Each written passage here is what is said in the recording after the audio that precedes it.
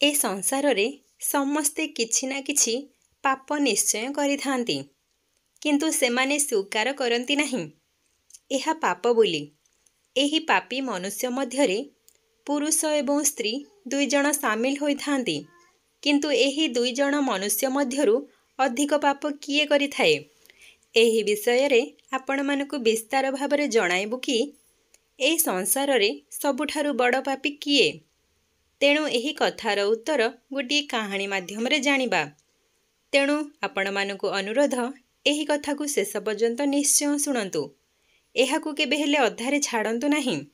तेबे चालंतु आरंभ करिबा सेही कहानीटिकु। बहुत वर्ष पूर्वे गोटे देश रे जणे राजा थिले। महाराज ओ महाराणी भगवान शिवंकर बहुत बड़ भक्त थिले। सेमाने तांको महल रे दुईटी सुआसारी रखिथिले। दुईटी जाक सुआसारी गोटे पंजुरी रे रहुथिले। आमे समस्ते जानिछे जे स्वामी स्त्रींक मध्यरे बेले बेले झगड़ा हो जाई थाए। एमिति बहुत दिन गला परे सारी सुआ को कहिला, ए संसार रे पुरुष माने बहुत बड़ पापी अटंती, बहुत बड़ धोकाबाज अटंती। एमाने टिके सुजोग पाइले सेमाने किछि भी करि पारंती। सारी ठारू एही भली कथा सुनी सुआ कहिला, तू आ अधिक कथा कहनी। पुरुष माने एते पाप करि नथांती जेतिकी पाप स्त्री माने करिथांती। पुरुष मानक ठारू स्त्री माने अधिका धोकाबाज अटंती। एमानक ठारू बड़ पापी ए दुनिया रे केही नाहांती। काहेकि ना एमाने आगकु जाई काहाकु भी हत्या करि पारंती। एही कथा आगकु जाई बहुत बड़ झगड़ा रे परिणत होई गला। सुआ सारींक मध्यरे एही कथा को नै लड़ाई हिला जे एई दुनिया रे सबुठारु बड़ पापी किए। जेतेबेले महाराज देखिले, अरे तुमे दुई जण एपरि काहेकि लढुछ? तुम मध्यरे विवादर कारण कण? एहा सुनी सारी कहिला, मु कहूछि ए दुनियार सबुठारु बड़ पापी हेउछि पुरुष, किंतु सुआ एहाकु मानु नाही। सुआ कहिला, मु किपरि एहाकु मानि नेबी? काहेकि ना सबुठारु बड़ पापी स्त्री माने ही अटंती। सेमानक कथा सुनी महाराज कहिले, तुमे माने एपरि काहेकि कहुछ?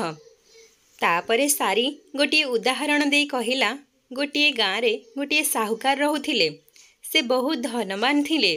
तांकर गोटे पुत्र थिला। से बहुत दुष्ट प्रकृतिर थिला। से साहुकारंकर समस्त पैसा जुआ खेल रे नष्ट करुथिला। से एते मात्रा रे जुआ खेलुथिला जे एही कथा भाबी भाबी दिने से साहुकारंकर देहांत होई गला। जेतेबेले पिता बंची थिले, से पुत्र लुचि लुचि जुआ खेलुथिला। पितांक मृत्यु परे से पूरा बिंदास होई अधिक मात्रा रे जुआ खेलिबाकु लागिला। एहीपरि जुआ खेली खेली से तार समस्त संपत्ति जुआ खेल रे हराई देला। तापरे सबु संपत्ति को हराई निज घर छाड़ी अन्य गाँ को चली गला। सेही गाँ रे आउ गोटे साहुकारंकर घरे पहुँचिला। से सेठारे टिके जल पीवा पाई साहुकारंकु मागिला। एहा परे साहुकार पचारिले, बाबू तुमे केउठु आसिछ? तुमे कौन करुछ? एहा परे पुओटी कहिला, आज्ञा मु जणे बेपारी अटे। व्यवसाय करिबा पाई समुद्र रे जहाज नै जाउथिली। जहाज सहित मोर समस्त संपत्ति पानी रे बुड़ी गला। जदि आपण किछि साहाय्य करन्ते तेबे आपणकर मंगल हेबो। पुओटीर एही कथा सुनी साहुकार ता कथा सत बोली भाबी नेले। साहुकार कहिले, तुमे देखिबाकु सुंदर अछ। तुमर व्यवसाय मध्य थिला। तेणु तुमे मो कन्या को विवाह करिनियो। साहुकारंकर एई कथा सुनी पुओटी बहुत खुशी होई गला एवं विवाह पाई राजी मध्य होई गला। तापरे दुहिंकर विवाह हेला एवं साहुकार बहुत धन संपत्ति देई झियो को विदाय देले। किंतु पुओटी केवल धन पाई विवाह करिथिला। उभय घर को फेरुथिबा बेले रास्ता रे गोटे जंगल पड़िला। पुओटी कहिला, सुण प्रिय, आमे एबे जंगल रास्ता रे जाउछे। रास्ता रे चोर किंबा डकायत आसी पारंती। तेणु तुमे तुमर समस्त सुना गहना काढ़ी मते देई दियो। झियोटी विश्वासर सह निजर समस्त गहना काढ़ी निज स्वामी की देला। पुओटी गहना को गोटे कपड़ा रे बांधी निज अंटारे गुड़ाई देला। सेमाने विश्राम करिबा पाई गोटे स्थान रे रहिले।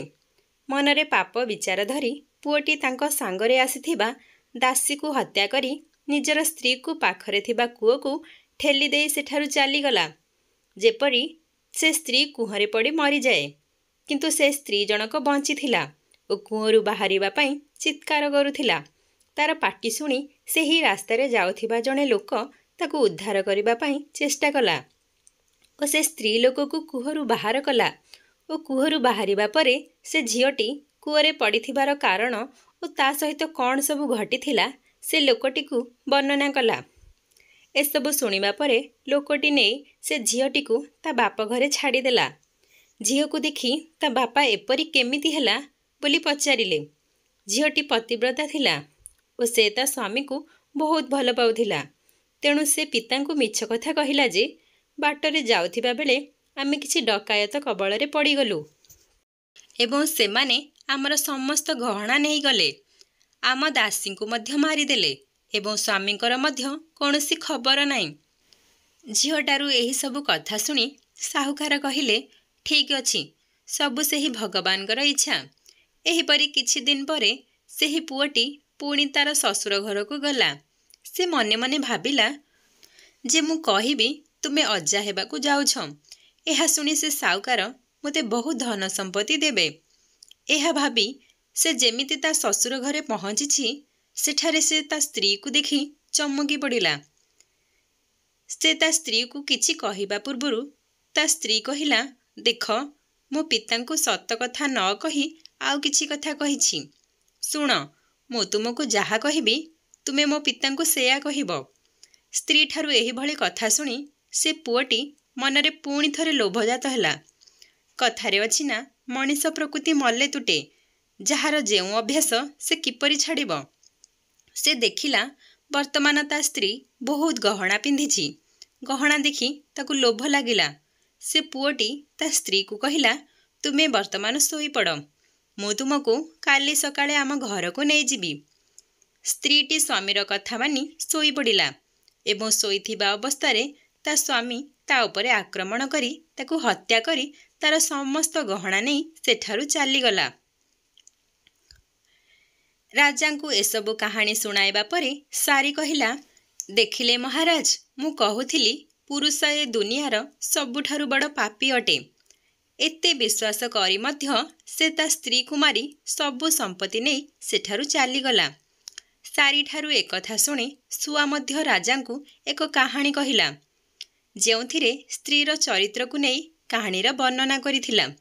ଶୁଆ ଓ ସାରିଠାରୁ ଏହି କଥା ଶୁଣିବା ପରେ ମହାରାଜ କହିଲେ, ଠିକ୍ ଅଛି, ଏବେ ଏହାର ଉତ୍ତର ମୋ ଠାରୁ ଶୁଣ କି କିଏ ସବୁଠାରୁ ବଡ଼ ପାପୀ। ମହାରାଜ କହିଲେ, ସେ ସ୍ତ୍ରୀ ହେଉ କିମ୍ବା ପୁରୁଷ ହେଉ, ଯାହାର ଭାବନା ଗୋଟେ ସ୍ତରଠାରୁ ତଳକୁ ଖସିଯାଏ ବା ଛୋଟ ଭାବନା ରଖୁଥାଏ, ସେ ହିଁ ସବୁଠାରୁ ବଡ଼ ପାପୀ। କାହିଁକି ନା ମନୁଷ୍ୟ ପାପ କଲାବେଳେ ଏହା ଭାବେ ନାହିଁ କି ସେ ସ୍ତ୍ରୀ ନା ପୁରୁଷ, ଆଉ ତାର ପାପ କରିବା ଉଚିତ ନା ନାହିଁ। ବନ୍ଧୁଗଣ, ଆମେ ଏହି କାହାଣୀରୁ ଏହା ଶିଖିଲେ, ଯିଏ ତୁମ ସହିତ ବିଶ୍ୱାସଘାତକ କରିଛି ସେ ଆଉଥରେ ମଧ୍ୟ କରିପାରେ। ଯଦି ତା ସ୍ତ୍ରୀ ତା ସ୍ୱାମୀର ବିଶ୍ୱାସଘାତକ କଥା ନିଜ ପିତାଙ୍କୁ କହିଦେଇଥାନ୍ତା, ତେବେ ଏପରି ଭୟଙ୍କର ଫଳାଫଳ ହୋଇନଥାନ୍ତା। ତେଣୁ ପୁରୁଷଟି ତାର ସ୍ତ୍ରୀର ଜୀବନ ନେଇ ନିଶ୍ଚୟ ପାପ କରିଛି, କିନ୍ତୁ ସ୍ତ୍ରୀ ଲୋକଟି ନିଜ ସ୍ୱାମୀର ପାପକୁ ଲୁଚାଇବାକୁ ଯାଇ ଆହୁରି ବହୁତ ବଡ଼ ପାପ କରିଛି। ଫଳସ୍ୱରୂପ ପାପର ସଜା ମୃତ୍ୟୁ ରୂପେ ସେ ଝିଅଟିକୁ ମିଳିଯାଇଥିଲା ଏବଂ ସେ ପୁଅଟିକୁ ମଧ୍ୟ ତା ପାପର ସଜା ଭଗବାନ ତାକୁ ନିଶ୍ଚୟ ଦେଇଥିବେ।